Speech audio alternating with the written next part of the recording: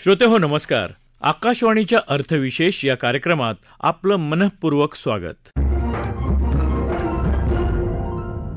श्रोतेहो, अर्थविशेषच्या आजच्या भागात आपण ऐकणार आहात सोवरेन सुवर्ण रोख्यांबद्दल. श्रोतेहो, केंद्र सरकारनं सोवरेन सुवर्ण रोख्यांच्या विक्रीच्या आगामी 4 टप्प्यांची नुकतीच घोषणा केली.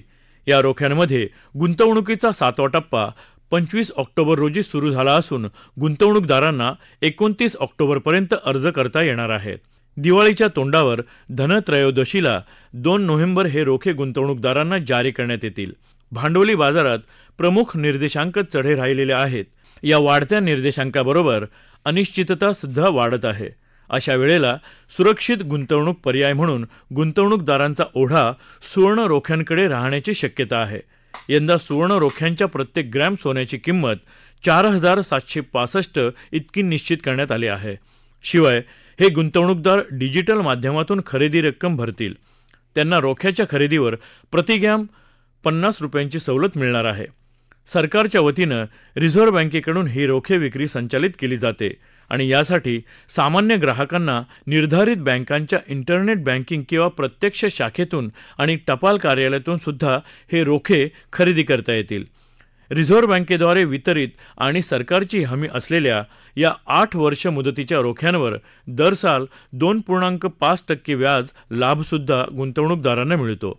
सुवर्ण रोख्यांविषयी चर्चा करताना गुंतवणूक विषयांवरील ब्लॉग लेखक आशुतोष टिळक म्हणाले, सार्वभौम सुवर्ण रोखे म्हणजेच सॉव्हरेन गोल्ड बॉन्ड्स हे भारत सरकारने इश्यू केलेले असतात, जे त्यांच्यासाठी RBI इश्यू करते.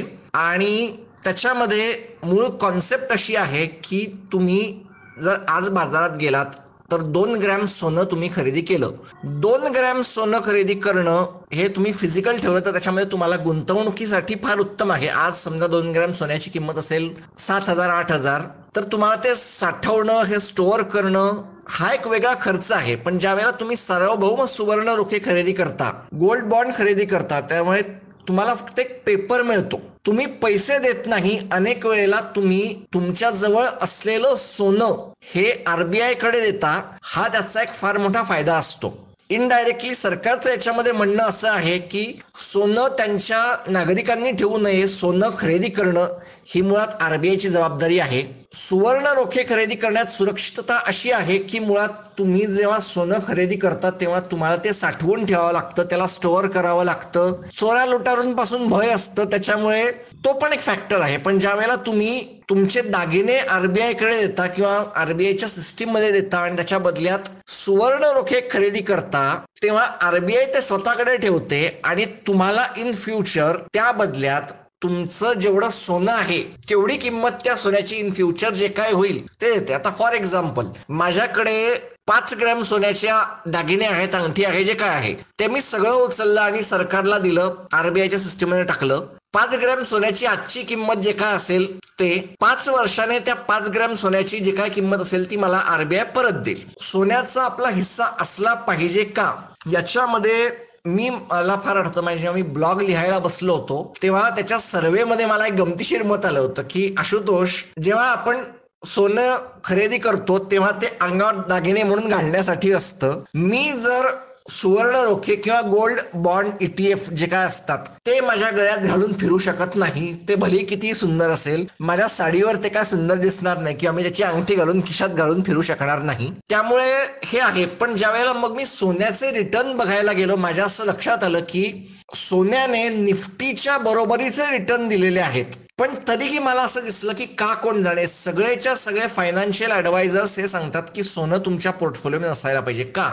माझ्या आजपर्यंतच्या 6 पेक्षा जास्त वर्ष मी आज ब्लॉग लिहितो आहे. माझ्या अभ्यासामध्ये मला असं लक्षात आलं की तुम्ही तुमच्या पोर्टफोलिओमध्ये म्हणजे तुमच्या गुंतवणुकीच्या टोटल 5% मिनिमम ते 15% मॅक्सिमम हे सोनं ठेवलंच पाहिजे. आणि मुळात आत्ता रिसेंट अगदी कालची का परवाची बातमी अशी आली होती की आपली जशी RBI आहे तशी कॅनडाची पण एक सेंट्रल बँक आहे.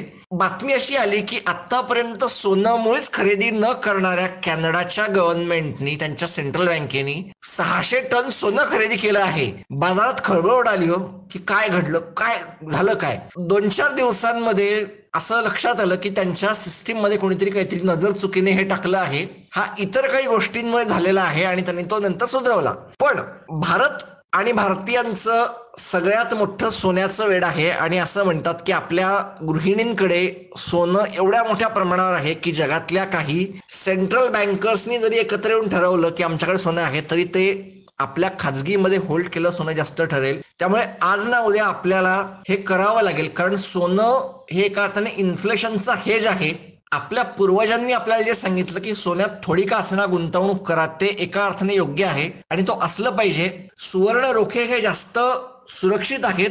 जर तुम्हाला त्याच्यामध्ये असेल, सब्जेक्ट नाही आजचा, पण तरी पण म्हणतो की गोल्ड बॉन्ड ETF असले पाहिजेत किंवा सॉव्हरेन गोल्ड बॉन्ड असले पाहिजेत. हे 2-4 गोष्टी जरूर उत्तम आहेत आणि मुळात सोनं आपल्या गुंतवणुकीचा भाग हा असला पाहिजे.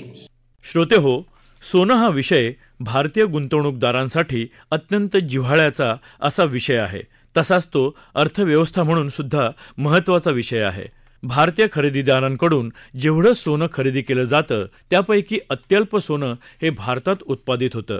स्वाभाविक एकूण सोन्याच्या खरेदीपैकी 99% अधिक सोनं हे आयात करावं लागतं. या आयातीचा आपल्या परकीय चलनावर ताण पडतो आणि त्यामुळे आपल्या चालू खात्यावरील तूट वाढते. एकीकडे सर्वसामान्य भारतीयांना आपल्या सोन्याच्या गुंतवणुकीतून लाभ मिळावा आणि दुसरीकडं सरकारवर पडणाऱ्या चालू खात्यावरील तुटीचं प्रमाण कमी व्हावं म्हणून सरकारकडून सार्वभौम अर्थात सोवरेन सुवर्ण रोख्यांची विक्री केली जात आहे. सोन्यामध्ये होत असलेली गुंतवणूक ही आर्थिकदृष्ट्या चलनात यावी आणि त्यातून आर्थिक परतावा मिळावा यासाठी सुद्धा हे रोखे महत्त्वाची भूमिका बजावतात. एकंदर अर्थव्यवस्था आता पुन्हा एकदा पुनरुज्जीवित होत आहे आणि सणासुदीचे दिवस सुद्धा येत आहेत. अशा वेळेस हे रोखे एक महत्त्वाचा पर्याय म्हणून उपलब्ध झाला आहे. अर्थव्यवस्थेमध्ये पेट्रोलच्या किमती, सोन्याच्या किमती या एकमेकांशी जोडलेल्या असतात, तशा त्या गुंतवणुकीच्या सर्व क्षेत्राशी देखील जोडलेल्याच असतात. सध्या भारतीय अर्थव्यवस्था गती पकडत असल्याचं अनेक संकेत मिळत आहेत. पेट्रोलच्या वाढत्या किमतीमुळे जरी महागाई वाढण्याचा धोका जरी असला तरी लसीकरणाच्या 100 कोटीच्या टप्प्यामुळे आणि मुळात भारतीय अर्थव्यवस्थेत वाढत असलेली मागणी, सरकारकडून होत असलेल्या सुधारणा, गुंतवणूकदारांचा विश्वास अशा अनेक घटकांमुळे आर्थिक आव्हानांवर मात करता येईल अशी चिन्ह आहेत. याचाच प्रभाव म्हणून कर्जाच्या मागणीमध्ये होत असलेली सुधारणा आणि त्याला जोडून स्थावर मालमत्तेच्या क्षेत्रात निर्माण होत असलेली मागणी अर्थव्यवस्थेचं आशादायी चित्र दाखवतं. यावर अधिक चर्चा करताना अर्थतज्ज्ञ पत्रकार वीरेंद्र तळेगावकर म्हणाले, दिवाळी, दसरा, चेहरा ठेवा हसरा, ऐन सणाला येणाऱ्या या उक्त्या फारच प्रचलित आहेत. गेली 2 वर्ष या अशा उखाण्यांनी म्हणा किंवा म्हणींनी आपल्याला काही फरक पडला नाही, कारण ही सगळी अर्थव्यवस्था, तुमचं आमचं समाज जीवन हे आरोग्य आणि अर्थविवंचनेने ग्रासलेलं होतं. मात्र यंदाचा गणपतीनंतर सुरू झालेल्या दसरा आणि दिवाळीच्या पार्श्वभूमीवर एक आर्थिक वातावरण सुदृढ होतंय असं चित्र आहे. दसऱ्याला झालेल्या सोन्याच्या दरातील स्थिरता आणि खरेदीचा मोह, तसंच स्थावर मालमत्ता क्षेत्रात होणारी हालचाल यानं हे सिद्ध केलेलं आहे. हाच क्रम असा पुढे येत्या आठवड्यात येणाऱ्या दिवाळीच्या पार्श्वभूमीवरही कायम राहील असे संकेत, असं चित्र बाजारपेठेत तरी अनुभवायला मिळत आहे. आणि यासाठी म्हणजेच ग्राहकांची क्रयशक्ती वाढवण्यासाठी अनेक उपाययोजना, अनेक हात पुढे आले आहेत. त्यातलाच एक महत्त्वाचा धागा म्हणजे देशातील बँका. देशातील सार्वजनिक अथवा खाजगी बँकांची थकीत मालमत्तेच्या बाबतची स्थिती ही सुमारच राहिलेली आहे. राष्ट्रीय कंपनी लवाद आदींच्या माध्यमातून थकीत कर्जांचा निपटारा वेगाने होतो आहे. त्याचप्रमाणे अशा मालमत्तांचा लिलावाची प्रक्रियाही वेगाने होत असून त्याला प्रतिसादही चांगला मिळत आहे. मात्र किरकोळ ग्राहक अथवा मोठ्या प्रमाणाने कर्ज घेणाऱ्या वर्गाला आकृष्ट करण्यासाठी बँकांनी आणखीन आपले हात सैल केलेले आहेत. दसरा दिवाळीच्या पार्श्वभूमीवर अनेक राष्ट्रीयकृत बँकांची कर्जे ही स्वस्त दरामध्ये उपलब्ध होत आहेत. कर्जांचा व्याजदर, विशेषतः गृहकर्जांचा व्याजदर हा कधी नव्हे ते 60% खालीपर्यंत येऊन ठेपला आहे. ग्राहकांसाठी, नवखरेदीदारांसाठी ही सुवर्ण संधीच म्हणायला हवी. स्थावर मालमत्ता क्षेत्रात होणाऱ्या स्थिरावणाऱ्या हालचाली, काही प्रमाणात वाढलेले मुद्रांक शुल्क, व्याजदराची जोड, सवलतीच्या व्याजदराची जोड म्हणता येईल. अशा प्रकारे यंदाची दिवाळी ही फुल्लिंगाची असेल, तसंच उत्साहाची असेल असं आपल्याला येत्या 1-2 महिन्यात स्पष्ट होईलच. अनेक राष्ट्रीयकृत बँका, ज्यामध्ये युनियन बँकेसारख्या आघाडीच्या बँका, यांनी तर आपले व्याजदर वार्षिक 6.40% आणून ठेवलेले आहेत. बँकांकडून दिली जाणारी ही व्याजाची सवलत लगेचच लागू झाली असून दिवाळी नंतरही हा दर कायम राहणार आहे.